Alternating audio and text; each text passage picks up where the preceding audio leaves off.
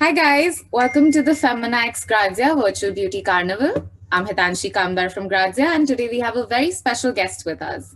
Many of us know her because of the nutrition advice and the healthy recipes that she posts on Instagram, and I'm very excited to introduce celebrity nutritionist and dietitian Pooja Makhija. Thank you so much for joining us, Pooja. The pleasure is mine. So, the reason we're here today is because through the last year, a lot of us have realized that beauty and skincare routines need to go beyond just the surface, and we need to develop a more holistic and well rounded approach towards it. So, to begin with, why do you think it is important to have a well rounded, holistic approach to beauty, especially now in this climate? It's sad that it took us a pandemic to realize that health is more important than anything else. And it is only our internal immunity and our health that can keep us in a protected, well guarded fort, which can keep us safe from all types of diseases, not only the lurking viruses outside. So it did take us a pandemic to realize, but we've been screaming this from rooftops from the very beginning, that beauty doesn't have to be just from the outside. If it isn't strong enough from the inside, anything that you do on the outside is just temporary, topical, and is going to vanish very soon. Now more than ever, we have to realize that we don't have to just look fit. We don't have to just be fit. We have to actually, sorry, we don't have to just look fit. We have to actually be fit. And that's where you're going to be able to get being the boss. Otherwise, usually you just hand over the reins to all the ologists in the world, whether it is the cardiologist or the dermatologist or the nutritionist.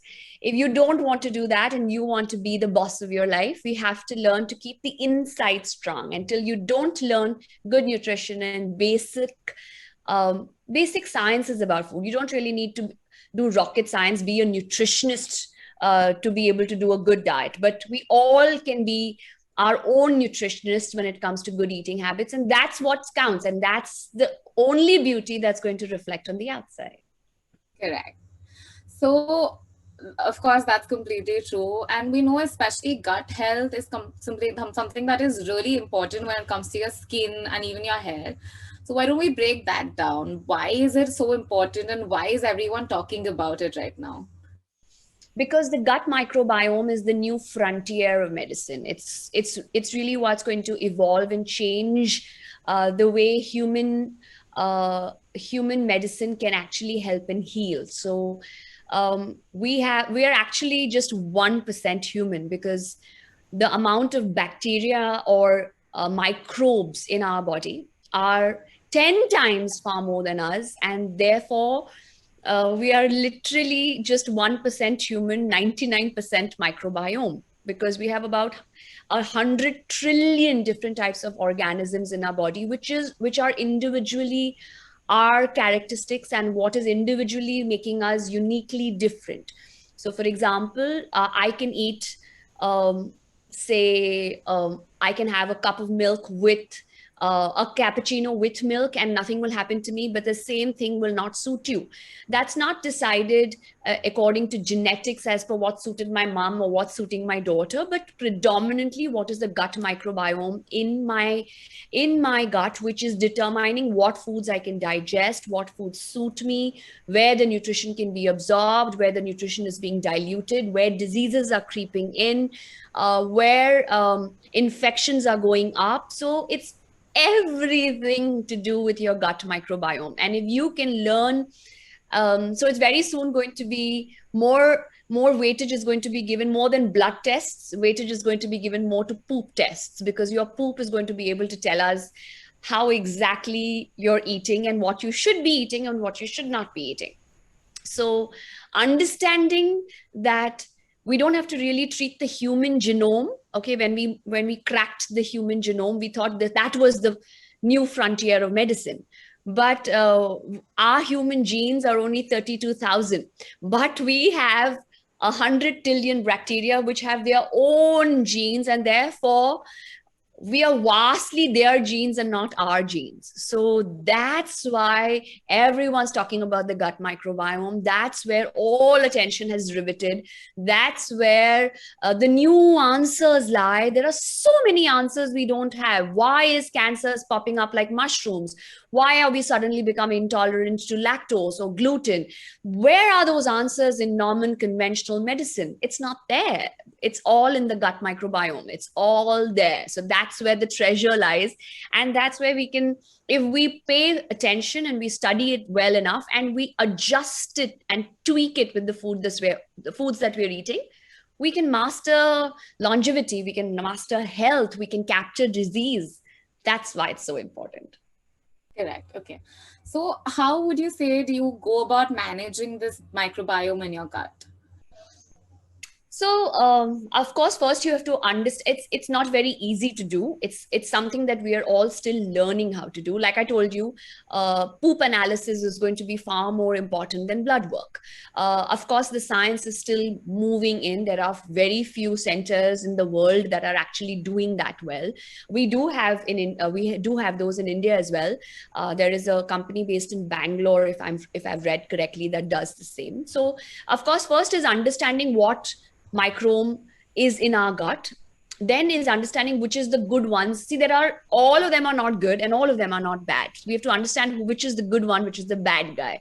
And then there is a process called as weeding, seeding, feeding. So weeding is where you remove the bad guys, seeding is where you put in the good guys, and then feeding is eating right so that you continue flourishing the good guys.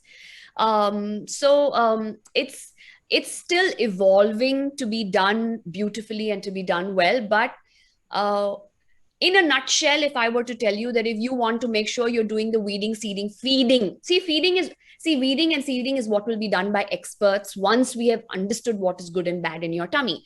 But feeding is going to be predominantly your job. It's going to be your job to eat well, to nurture the good guys, and to prevent the success rate of multiplication of the bad guys. But feeding, according to me, I think the most simple answer to that is eat like we as Indians ethnically ate 50 years ago. Okay, our Indian thali is amongst the best in the world. We don't have enough science and research because we don't invest that much there. But if someone was to study the Indian diet versus the American, Mediterranean, Japanese, any of the so-called good diets or bad diets, I think we would be ranked number one in the world, because our diets are so balanced. Our food is fresh. Our food is made at home. Our food is made with love. Our food is served balanced. But we have creeped into a mode of let's do it all, let's be it all, let's ape the West, and we have taken over convenience over food, even in food. So we want to open packets and eat so that we can do 10 more jobs or write 5 more articles or send 10 more diets. We've chosen convenience over health. We've chosen what they are doing versus what we always did, which is why we're losing the race. If we just go back to how we ate 50 years ago, I think we could very easily stabilize the health of our country. We are a country where majority of our population, I think if I'm not mistaken, 65 or 75 of our population is under the age of 35. We can boom if we have health in our hands. And all we need to do is not go hire some fancy nutritionist, study some crazy Western diet, is just to go back to our roots and eat like the way we ate before. Our thalis are balanced. So I think the feeding bit is very easy. Go back to how you ate before. Drop the convenience, drop the taste, drop the comfort eating, stress eating, app ordering. Go back to basics. I know it's not easy. I know it's difficult. I know it's for someone who's a working professional and wants to be a good mom and wants to not only be a nutritionist, but also wants to be a writer and 500 other things. I know time is of restraint, and we all want to evolve. We all want to really do so many more things, but entering our kitchen is the simplest way to all our biggest problems. Correct. Okay. So that's fantastic advice. But are there any sort of physical signs that we need to look out for that would suggest that our gut health is compromised at the moment? Yes, of course. Constant fatigue, eating well, but still not getting enough energy. Sometimes massive amounts of weight gain, sometimes massive amount of weight loss. Your stools actually are the consistency of your stools speak a lot about your health. If your stools are too watery or too hard, or the color of the poop also decides how badly or well your gut is digesting it. I know this is not the most interesting topic, and every time I bring it up, I see smirks from my friends and from my clients. But we really need to make talking about your poop far more open, because it's going to decide whether your gut is doing the job of you eating the nutrients. So there could be many a times that many of us are being very vigilant about what they're eating. They are trying to eat healthy, but still they don't see the nurture, still they don't see the health. That's because their tummy bacteria are not doing justice to the food that they're eating. So analyzing that, there is a very simple, there are lots of charts available about normalcy and how your poop looks. Go online, take a look at it. The consistency, the color can tell you a lot. So that could be one sign. Of course, massive weight loss, weight gain, a lot of acne. Your skin is but a reflection of how the gut is from the inside. Your gut is a huge area. It's not just your tummy. It starts from your mouth all the way till your anus. So it's literally equal to 7 football fields. If you take out your gut and put it out, that's how large your gut is. And so all that gut bacteria reflects on all our skin. Our skin is again the largest organ of our body. So if you have constant acne, back acne, prickly heat, bad skin, that's a reflection of how your gut is doing from the inside. So you have to be very vigilant on that. There are small demarcator signs. We have to make sure that you're looking at all of these: your energy levels, your rate of falling ill. So basically, if you just in very simple words, don't feel that you are healthy. There are, our body gives us signs. We don't feel that we're, that feeling of good health, well-being, your hair being good, your skin being good, your body weight being good, your energy levels being good, your moods being good, all of them are a reflection of your tummy. And if in any one area you're not seeing good results, please go back to your gut microbiome, analyze your plate, analyze how you're eating. Start eating more home cooked meals. Start feeding your probiotics with prebiotics. That's very crucial. Correct. Okay. So you mentioned the gut skin connection and how your gut health impacts our skin. A lot of skincare brands are coming up with probiotic rich lines. Do these really help? Probiotics to apply from the outside? Yeah. I'm not the expert to comment on it. I'm not sure.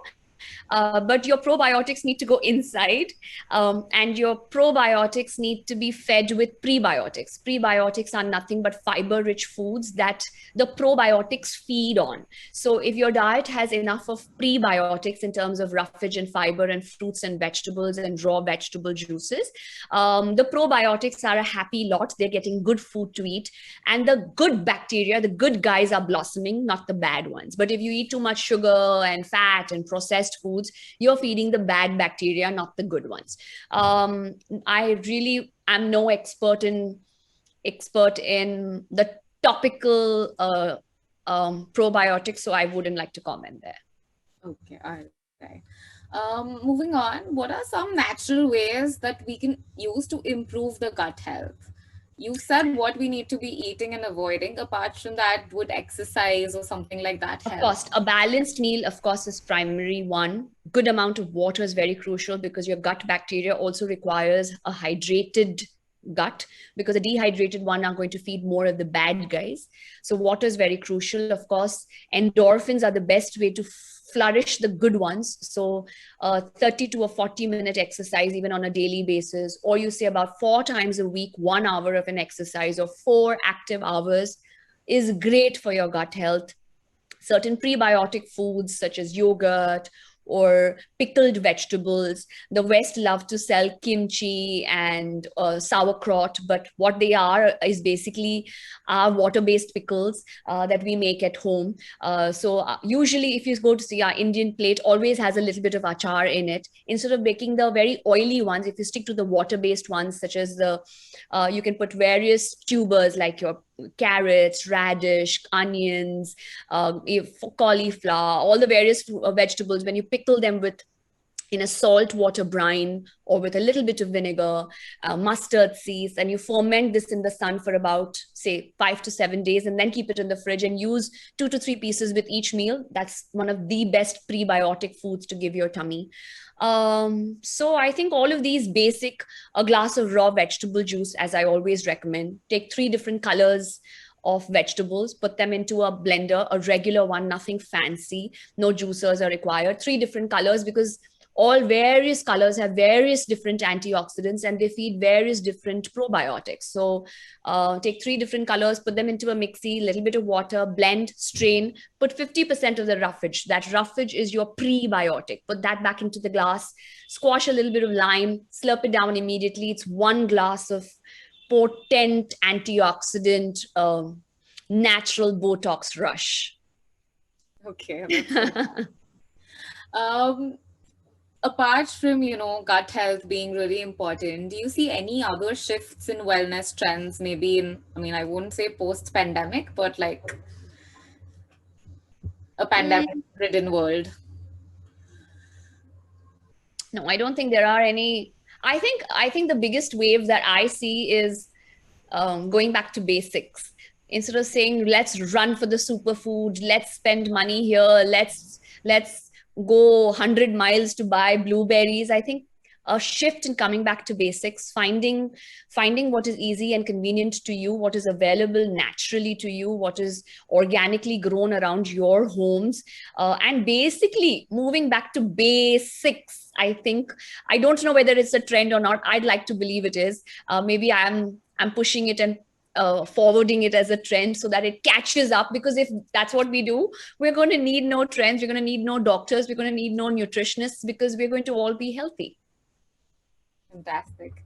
Thank you so much, Pooja. This has been great. And I think, you've given advice that a lot of us can very easily follow. So I think that's been fantastic about this chat. And I'm sure I'm going to be looking at a lot more changes in my diet as well. And hopefully it should reflect in my skin as well. So thank you so much, Pooja. Most welcome. Thank you. Bye-bye. Thank you. Bye.